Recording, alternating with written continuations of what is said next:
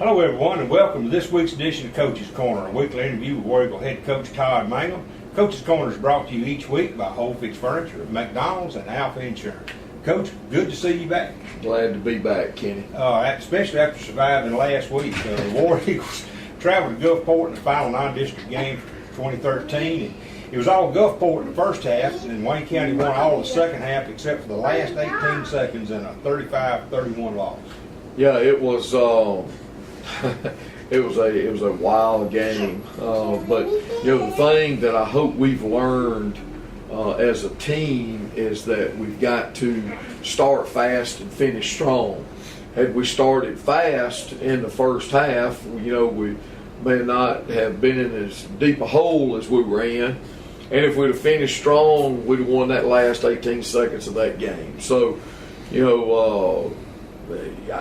hats off to our players and our coaches and everything by coming back and playing the way that we did in the second half and making a game out of it and giving ourselves an opportunity to win the game. But we got to learn how to finish. We've got to finish. Coach, War Eagle offense sputtered in the first half, but we really came alive in that second half. But irregardless, 4 interceptions and a lost fumble, it'll kill you every time. Can't do it. I mean, and when you go back and you look at the points that Gulfport got off those turnovers, you take away those opportunities that they had to get points. If they don't get those points, they don't win the game.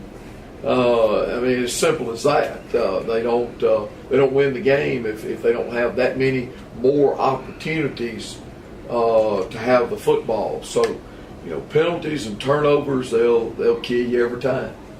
Well, the War Eagle defense struggled early, but in the last part of the second quarter, I guess about halfway through it, we started to get some pressure on the quarterback, and it made a lot of difference. But they had great field position at turn out. I don't think they had 2 possessions that they started inside their 35. I think everything except for maybe 2 possessions started 35, 40, 47. That last drive started there on 47. Yep, it did. I mean, they played field position. That goes back to us turning the ball over. If we don't turn the ball over, if we just finish a series and punt, at least we can turn the field. But we gotta do a better job of taking care of the ball. Coach, I know that there's a lot of things as a football coach that make you crazy, and over the years we've seen some of just about all of it, but busted coverages and offside penalties, those things were to a large extent, I thought, the death nails in our coffin, because we'd give them a 1st and 5, yeah, and then the busted coverages on defense and stuff that you work on. I know it has to just drive you crazy. Yeah, that goes back to talking about penalties. It's a lot easier to call. I can call plays when it's 1st and 5. If I got 4 downs to get 5 yards, I can do that. Defensively, we had a couple of coverages that we busted. None of them the touchdown passes did not come from a busted coverage. One of them that we did bust was a completion for a big gain, but missed tackles hurt us on the go-ahead touchdown, the touchdown to win it for them. One thing I have to say for that quarterback, he made some outstanding throws. I'm telling you, not to take any of the giving him all the credit and us all the blame. He made some really, really good throws, even in some good coverage situations. Some of his passes there. So, we did have some mistakes. Not blaming it on the injuries that we have. That we didn't have some guys back there.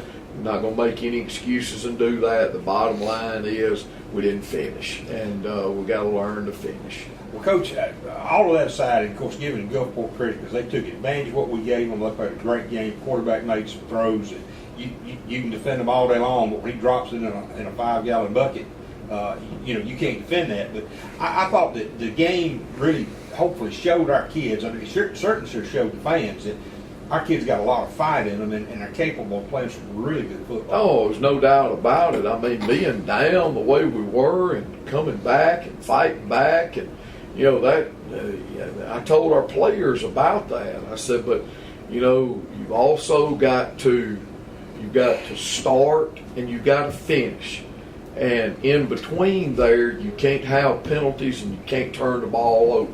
Start fast, finish strong, take care of the ball, and don't have penalties. And but yeah, I mean, it was really great for our players to step up on both sides of the ball during that time. But hopefully a valuable lesson that we've learned in this last non-division game. Well, Coach, we appreciate your comments. Folks, we'll be back in a moment after hearing from the fine sponsors to bring you Coach's Corner.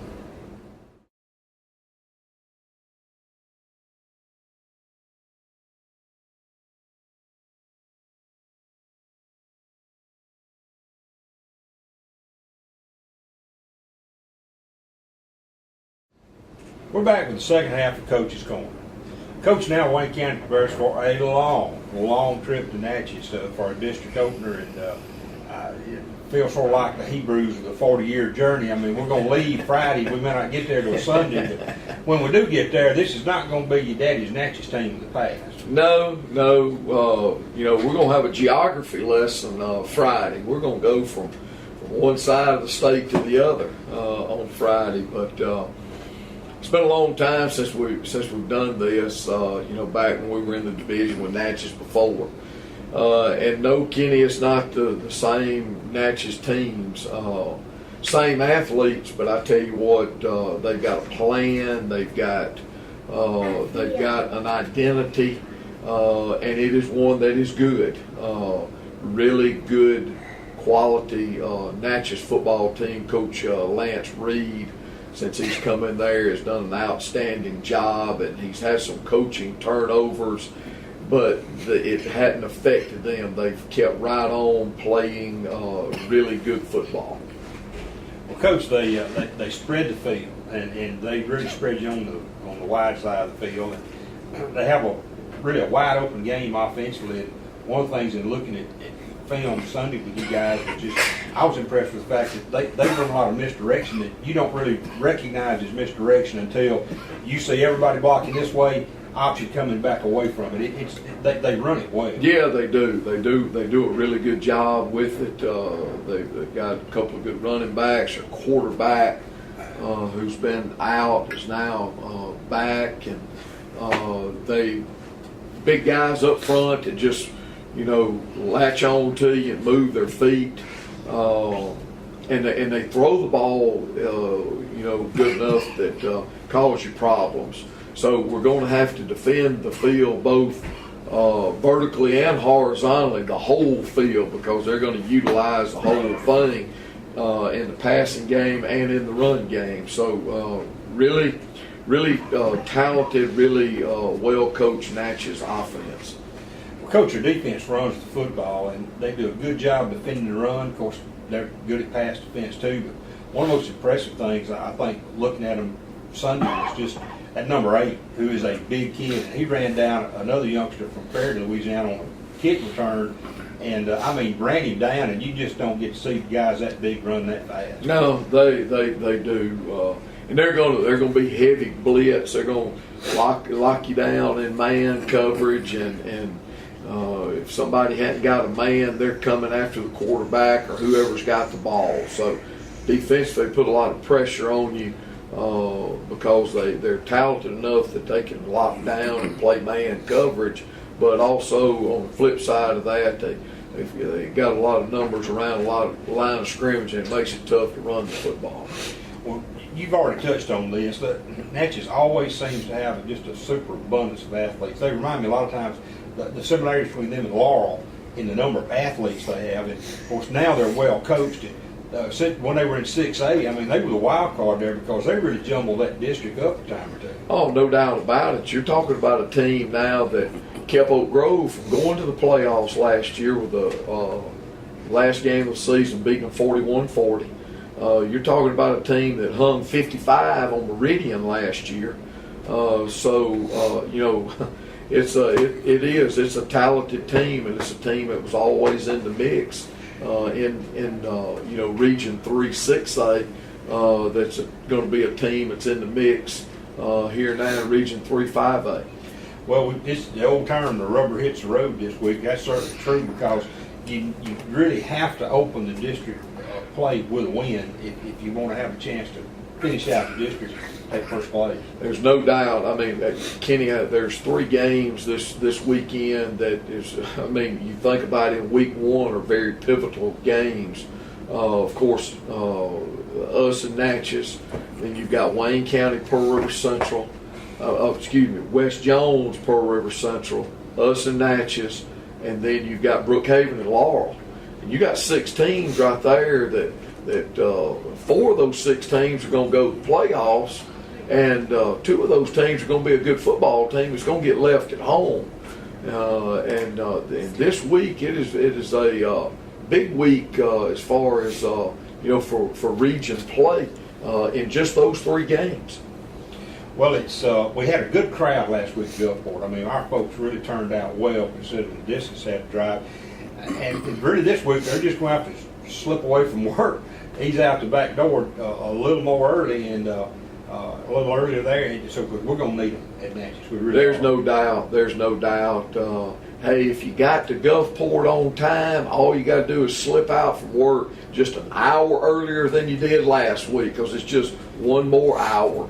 But anyway, yes, we want all our people there. We want it to be like a home game for us. We want our fans to match or outnumber the Natchez fans, because they're playing good football right now. They're 2-2, and their fans are going to be there, and we're going to need all the help we can get. Coach, as always, we appreciate your comments and wish you good luck this week against Natchez. Thank you, Kenny. Folks, that'll bring to a close this week's Coach's Corner. Tune in each Thursday afternoon at 4:30 p.m. and then again on Friday evenings 30 minutes prior to kickoff. A reminder again, all of our games this year at 7 p.m., so make your plans accordingly. I want to thank our sponsors, Whole Fix Furniture, McDonald's, and Alpha Insurance. For head coach Todd Mangum, this is Kenny Odom. So long.